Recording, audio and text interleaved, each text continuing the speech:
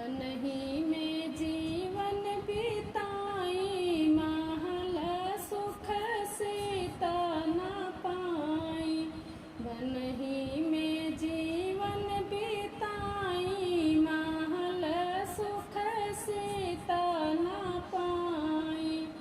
जब ब्याही सीता अवधपुर में आई, सुख से महलियों में राहियो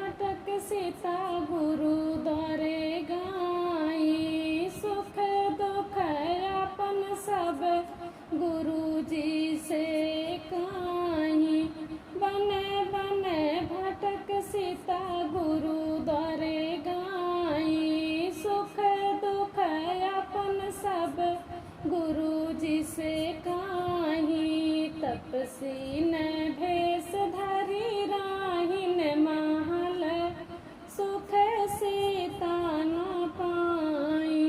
तपसी न भेष धरी राहिन महल सुख सीता न पाई। वनहि में जीवन बिताई महल सुख सीता न पाई। वनहि में जीवन बिताई महल सुख सीता न पाई।